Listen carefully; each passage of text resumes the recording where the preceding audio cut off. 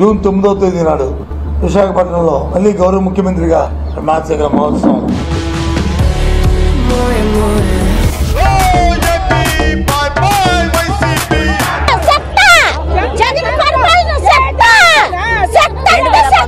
నవరత్నాలు అంటూ 5 ఏళ్లలో నవమోసాలు చేసిన జగన్ సర్కార్ అందరినీ చాలా అన్యాయంగా వాడుకుంటున్నాడు జనాలతో, జీవితాలతోటి. నువ్వు సీఎంఏ కాదని మరొకసారి నిరూపించుకున్నావు.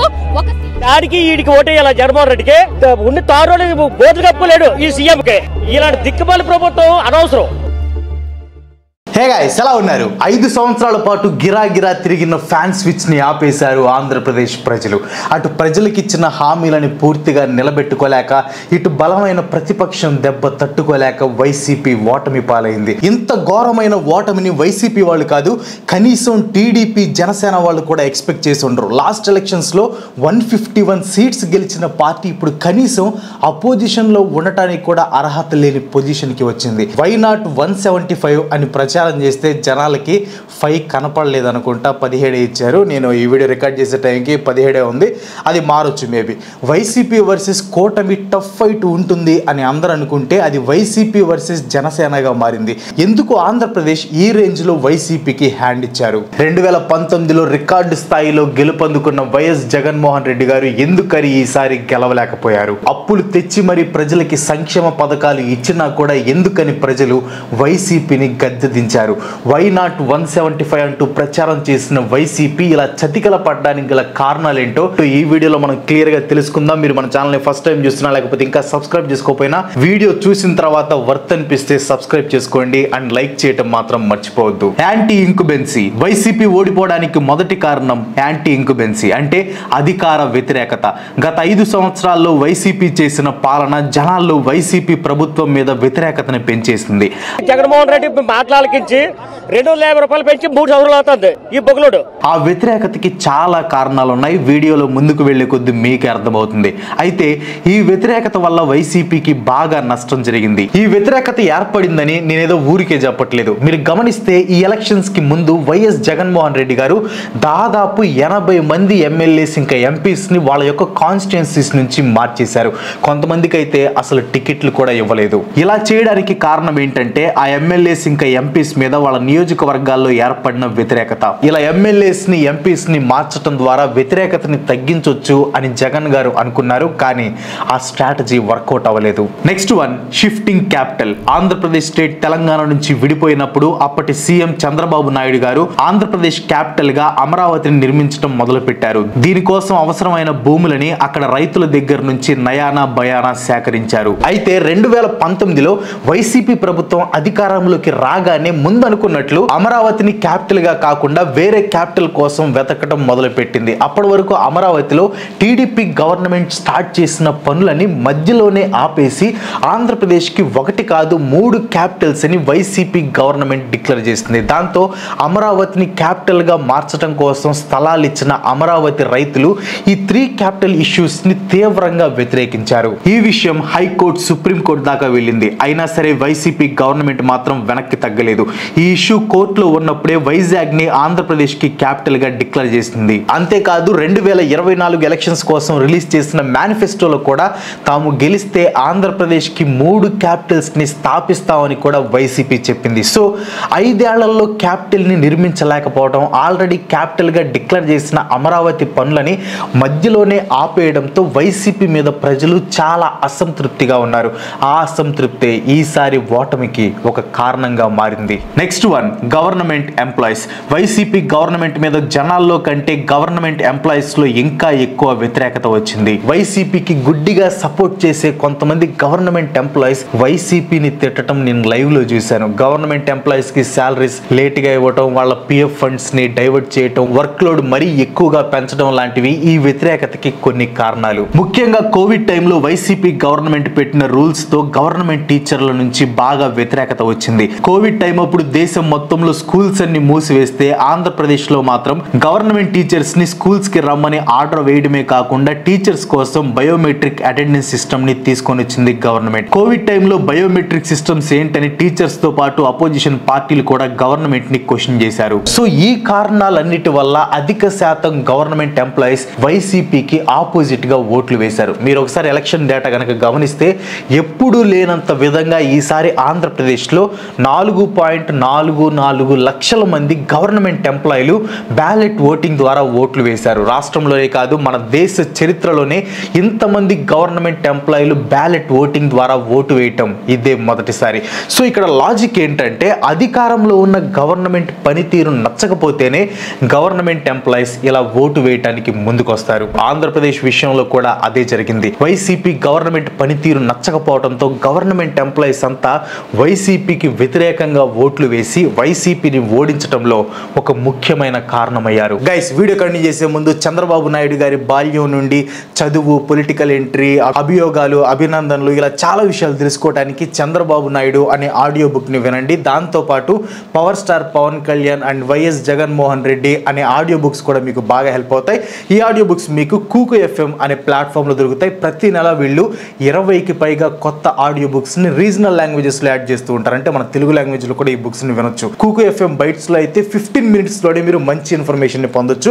అండ్ బెస్ట్ పార్ట్ ఏంటంటే ప్రెసెంట్ కూకు ఎఫ్ఎం లో 7 days ఫ్రీ ట్రయల్ నడుస్తుంది. ఈ 7 days లో మీరు ఎన్ని బుక్స్ నైనా ఫ్రీగా వినొచ్చు, including offline listening, ad free content and custom ప్లేలిస్ట్లు కూడా. మీ పేమెంట్ డీటెయిల్స్ యాడ్ చేసిన తర్వాత 2 rupees కట్ అవుతుంది. మళ్ళీ అది మీకు వెంటనే రీఫండ్ కూడా అవుతుంది. ఈ సబ్స్క్రిప్షన్ ని మీరు ఎప్పుడైనా క్యాన్సిల్ చేసుకోవచ్చు. దీనికి సంబంధించిన లింక్స్ కింద డిస్క్రిప్షన్ లో పిన్ చేసిన కామెంట్స్ లో ఉంటాయి. వెంటనే కూకు ఎఫ్ఎం యాప్ ని డౌన్లోడ్ చేసుకోండి. కూకు ఎఫ్ఎం, మీ మనసుకు నచ్చింది వినండి. Now get back to the video. Polavaram project ని పూర్తి చేయటం ఇంతకు ముందు ఏ గవర్నమెంట్ వల్ల కూడా కాలేదు. వైసీపీ కూడా ఈ ప్రాజెక్ట్ ని పూర్తి చేయడానికి ప్రయత్నం చేసింది, కానీ విఫలమైంది. అలా విఫలం అవడానికి కారణాలు ఉన్నా ప్రజలు వాటిని పెద్దగా పట్టించుకోలేదు. పైగా వైసీపీ గవర్నమెంట్ పదే పోలవరం ప్రాజెక్ట్ కి డెడ్ లైన్స్ పెడుతూ వచ్చింది. తీరా ఆ డెడ్ లైన్స్ వచ్చేసరికి ఏదో కారణంతో డెడ్ లైన్స్ ని పొడిగించింది. ఆంధ్రప్రదేశ్ కి లైఫ్ లైన్ గా పిలువబడే పోలవరం ని పూర్తి చేయకుండా ఆ ప్రాజెక్టు కోసం వచ్చే డబ్బుని వైసీపీ వాళ్ళు వాడుకుంటున్నారని ఏకంగా మన దేశ ప్రధానమంత్రి నరేంద్ర మోడీ గారే విమర్శించారు. పోలవరం గురించి కంప్లీట్ డీటెయిల్స్ ఈ వీడియోలో నేను ఎక్స్ప్లెయిన్ చేశాను. మిస్ అయితే ఖచ్చితంగా చూడండి. And next one, land titling act. మన దేశంలో ఎప్పటికీ బ్రిటిష్ వాళ్ళు తీసుకొచ్చిన లాసే వాడుతున్నాం. వీటి వల్ల చాలా ఇబ్బందులు వస్తున్నాయి, ముఖ్యంగా భూముల విషయంలో. సో ల్యాండ్స్ విషయంలో రిఫార్మ్స్ తీసుకొని వచ్చి ల్యాండ్స్ ని డీల్ చేసే లాస్ అన్నిటిని తీసేసి వాటిని ఒకే లాతో రీప్లేస్ చేయాలి అనే ఉద్దేశంతో సెంట్రల్ గవర్నమెంట్ కింద పనిచేసే నీతి ఆయోగ్ ఒక మోడల్ యాక్ట్ ని పాస్ చేసి మన దేశంలోని రాష్ట్రాలకి పంపించింది. ఈ మోడల్ యాక్ట్ అనేది ఒక బేసిక్ స్ట్రక్చర్. ఈ స్ట్రక్చర్ ని బేస్ చేసుకొని రాష్ట్రాలు తమకి తగ్గట్టుగా చట్టాలు తయారు చేసుకోవచ్చు అని కూడా నీతి ఆయోగ్ చెప్పింది. వైసీపీ గవర్నమెంట్ కూడా ఈ మోడల్ ని బేస్ చేసుకొని ల్యాండ్ టైటిలింగ్ యాక్ట్ ని 2022లో అసెంబ్లీలో ప్రవేశపెట్టింది.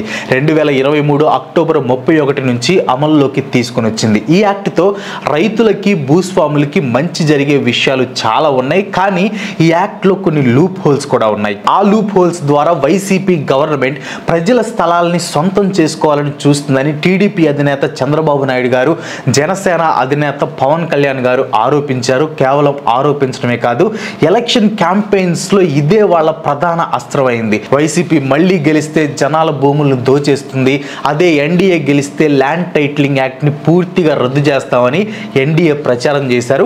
వాళ్ళు ప్రచారం చేస్తున్న దాంట్లో చాలా తప్పులు ఉన్నా కూడా జనాల్ని నమ్మించగలిగారు. ఇది వైసీపీకి బాగా నెగిటివ్ అయింది. Revenge politics. YS Jaganmohan Reddy గారు ఓడిపోవడానికి చాలా మంది నిపుణులు చెప్పే కారణం ఏంటంటే రివెంజ్ పాలిటిక్స్. పవర్ లోకి వచ్చాక జగన్ తో సహా వైసీపీ లీడర్స్ మొత్తం టీడీపీ వాళ్ళ మీద రివెంజ్ తీర్చుకున్నారు. వైఎస్ జగన్ గారి 5 ఏళ్ల పాలన ఎక్కువ ప్రతీకారం తీర్చుకోవటంలోనే సాగిందనేది చాలా మంది వాదన. మీరు గమనిస్తే వైసీపీ పవర్ లోకి వచ్చిన వెంటనే కృష్ణానదికి దగ్గరలో ఉన్న ప్రజా వేదికని కూల్చేశారు. కృష్ణానది దగ్గరలో ఎన్నో కట్టడాలు ఉన్నాయి. వాటిలో చాలా వరకు అక్రమ కట్టడాలే ఉన్నాయి. కానీ వాటన్నిటినీ కాకుండా టీడీపీ పార్టీ అధినేత చంద్రబాబు నాయుడు గారి ఇంటి పక్కన కట్టిన టీడీపీ పార్టీ కన్వెన్షన్ హాల్ అయిన ప్రజా వేదికని మాత్రమే కూల్చేశారు. ఇంకా అమరావతి విషయానికి వస్తే మంచో చెడో ఒక రాజధానిని నిర్మించడం మొదలు పెట్టారు నారా చంద్రబాబు నాయుడు గారు. కానీ జగన్ గారు పవర్లోకి రాగానే అమరావతి అమరావతిలో డెవలప్మెంట్ ని ఎక్కడికక్కడే ఆపేశారు. రాజధాని నిర్మాణం కోసం స్థలాలు ఇచ్చిన ప్రజలు నష్టపోతున్నా కూడా టీడీపీ మీద పంతంతో అమలు చేయటం కష్టమని తెలిసినా కూడా 3 రాజధానుల కాన్సెప్ట్ ని తీసుకొని వచ్చారు. ఇంకా వైసీపీ పవర్ లోకి వచ్చాక అపోజిషన్ పార్టీ లీడర్స్ మీద లెక్కలేనన్ని కేసులు పెట్టింది. ధూళిపాల నరేంద్ర కుమార్ గారు, గొట్టిపాటి రవి, చింతకాయల అయ్యన్న పాత్రుడు, అచ్చెన్నాయుడుతో పాటు టీడీపీ అధినేత చంద్రబాబు నాయుడు గారిని కూడా వైసీపీ జైల్లో వేసింది. ఎలక్షన్స్ కి ముందు సిబిఎన్ గారిని జైల్లో పెట్టడం వైసీపీకి పెద్ద నెగిటివ్ అయింది. న్యూట్రల్ పీపుల్లో చంద్రబాబు నాయుడు గారి మీద సింపతి వచ్చింది. అండ్ టీడీపీ అనుచరులు అయితే దీన్ని బాగా పర్సనల్ గా తీసుకొని ఎలక్షన్స్ టైంలో ఇంకా బాగా పనిచేశారు. వైసీపీ చేసిన ఈ రివెంజ్ పాలిటిక్స్ వల్ల జనాల్లో అపోజిషన్ మీద సింపతి పెరిగి వైసీపీ ఓటు బ్యాంక్ కి చిల్లు పడేలా చేసింది. 2021లో సీఎం అయ్యాకే మళ్ళీ అసెంబ్లీకి వస్తాను అని శపథం చేసిన చంద్రబాబు నాయుడు గారు చెప్పినట్లే సీఎం అయ్యారు. Blind I towards temple attackers. గత 5 సంవత్సరాల్లో ఆంధ్రప్రదేశ్లోని హిందూ టెంపుల్స్ మీద అటాక్స్ బాగా పెరిగిపోయాయి. అఫ్ కోర్స్ ఈ అటాక్స్ కి పొలిటికల్ పార్టీతో సంబంధం లేదు. కానీ ఇలా ప్రతి ఏటా అటాక్స్ జరుగుతూ ఉంటే వాటిని కంట్రోల్ చేయడంలో కానీ వాటిని చేస్తున్న వాళ్ళని పట్టుకొని శిక్ష వేయడంలో కానీ వైసీపీ గవర్నమెంట్ విఫలమైంది. మెజారిటీ హిందూస్ ఉండే దేశంలో ఇలా హిందూ టెంపుల్స్ మీద అటాక్స్ జరగటం, ఆ అటాక్స్ ని అరికట్టడంలో వైసీపీ గవర్నమెంట్ విఫలం అవ్వటం కూడా వైసీపీ ఓటమికి ఒక ప్రధాన కారణమైంది. నెక్స్ట్ వచ్చేసి స్పెషల్ స్టేటస్. వైఎస్ జగన్ గారు ప్రతిపక్షంలో ఉన్నప్పుడు తనకి 25 ఎంపీ సీట్లు ఇస్తే సెంట్రల్ గవర్నమెంట్ ముక్కు పిండి మరి ఆంధ్రప్రదేశ్ కి స్పెషల్ స్టేటస్ ని తెచ్చి పెడతా అని శపథం చేశారు. అంతేకాదు ఆంధ్రప్రదేశ్ స్పెషల్ స్టేటస్ కోసం 2018లో తమ దగ్గర ఉన్న 5 ఎంపీలతో రాజీనామా చేపించారు వైఎస్ జగన్ గారు. కానీ ఎప్పుడైతే ఆయన అధికారంలోకి వచ్చారో స్పెషల్ స్టేటస్ ని ఆయన పూర్తిగా పక్కన పెట్టేశారు. అపోజిషన్ లో ఉన్నప్పుడు 5 ఎంపీస్ తో రాజీనామా చేపించిన జగన్ గారు పవర్ లోకి వచ్చి చేతిలో 22 మంది ఎంపీస్ ఉన్నా కూడా స్పెషల్ స్టేటస్ గురించి ఏం చేయలేకపోవడం కూడా 2024 ఎలక్షన్స్ లో ఆయన ఓటమికి కారణమైంది. Next one YS Sharmila. 2019 election campaign లో by by Babu, by by పప్పు కూడా అంటూ ఒక రేంజ్ లో వైసీపీ తరపున ప్రచారం చేశారు వైఎస్ జగన్ గారి చెల్లి వైఎస్ షర్మిల గారు. అయితే 5 సంవత్సరాల్లో సీన్ మారిపోయింది. కుటుంబంలో అంతర్గత కలహాలు రావడంతో వైఎస్ షర్మిల గారు జగన్ గారి నుంచి వైసీపీ నుంచి విడిపోయి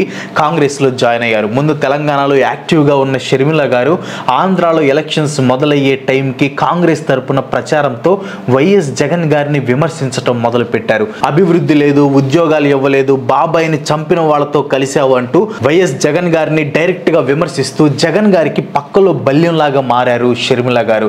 రాష్ట్రంలో చాలా మంది వైసీపీ వైపు వెళ్ళడానికి కారణం దివంగత నేత వైఎస్ రాజశేఖర రెడ్డి గారు. వైసీపీ పాలన బాగా లేకపోయినా రాజశేఖర రెడ్డి గారి మీద ఉన్న అభిమానంతో వైసీపీ ప్లస్ జగన్ కి సపోర్ట్ చేస్తూ వచ్చారు. ఎప్పుడైతే షర్మిల గారు జగన్ గారితో విడిపోయారో రాజశేఖర రెడ్డి గారి అభిమానుల్లో కొంతమంది షర్మిల గారి వైపు వెళ్లారు. ఇది వైసీపీకి కొంచెం నెగిటివ్ అయింది. Next one no liquor ban. వైసీపీకి 2019లో అధికారం రావడానికి మెయిన్ కారణం ఆ పార్టీ ఇచ్చిన హామీలు. అన్ని హామీల కంటే ప్రజలందరినీ బాగా ఆకట్టుకున్న హామీ లిక్కర్ బ్యాన్, అదే మద్యపాన నిషేధం. మన ప్రభుత్వంలో పూర్తిగా మద్యాన్ని నిషేధిస్తాం అని చెప్పి గట్టిగా కూడా చెప్తా ఉన్నాం. వైసీపీ 2019 ఎలక్షన్స్ కి ముందు ఆంధ్రప్రదేశ్ నుంచి ఆల్కహాల్ ని పూర్తిగా రద్దు చేస్తాం, బెల్ట్ షాపులన్నీ ఎత్తేస్తాం అని మాటిచ్చింది.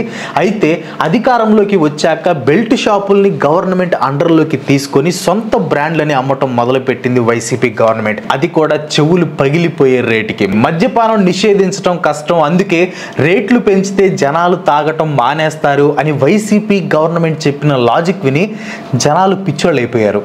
What a vision, what a thought. పిచ్చోళ్ళు అయిపోయారు మా టీం అంతా.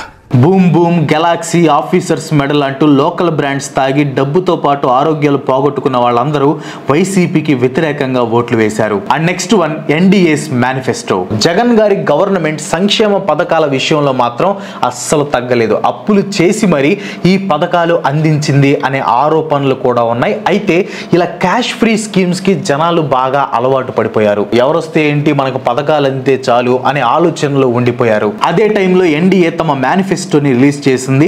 వైసీపీ ఇచ్చే ప్రతి పథకాన్ని రెట్టింపు ఇస్తామని హామీలు ఇచ్చింది. కానీ వైసీపీ మాత్రం తమ మేనిఫెస్టోలో పెద్దగా మార్పులు చేయకుండా 2019 మేనిఫెస్టోని కాస్త అప్డేట్ చేసి వదిలింది. వైసీపీ 1 ఇస్తే మేము 2 ఇస్తాం, వాళ్ళు 2 ఇస్తే మేము 4 ఇస్తాం అనే ఎన్డీఏ మేనిఫెస్టో జనాల్ని బాగా ఆకట్టుకొని వైసీపీ ఓటమికి కారణమైంది.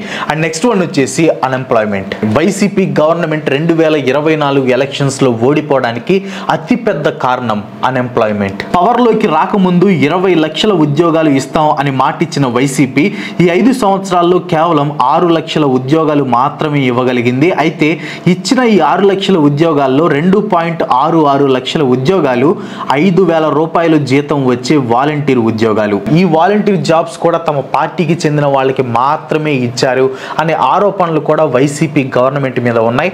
ఆంధ్రప్రదేశ్లోని చాలా మంది యువత పెద్ద పెద్ద చదువులు చదివి కూడా ఉద్యోగాలు లేక బాంబే, బెంగళూరు, హైదరాబాద్ వెళ్ళి ఉద్యోగాలు వెతుక్కోవాల్సిన పరిస్థితి ఈ రోజు ఉంది. దీంతో చాలా వరకు యువత తమ భవిష్యత్తు కోసం వైసీపీని వదిలించాలి అని డిసైడ్ అయ్యారు, వదిలించి చూపించారు. సో ఇవి వైసీపీ ఓటమికి ముఖ్య కారణాలు. ఇవి కాకుండా ఇంకేమైనా కారణాలు ఉన్నాయి అని మీరు అనుకుంటే కింద కామెంట్లో చెప్పండి, నేను కూడా చూసి తెలుసుకుంటాను. That's all for today. ఈ వీడియో మీకు ఎలా అనిపించింది కింద కామెంట్లో పోస్ట్ చేయండి. వీడియో నచ్చితే లైక్ చేయండి, షేర్ చేయండి. అండ్ నెక్స్ట్ వీడియో మిస్ కావాలంటే మన ఛానల్కి తప్పకుండా సబ్స్క్రైబ్ అవ్వండి. ఇంకో మంచి మళ్ళీ కలుసుకుందాం. Bye bye.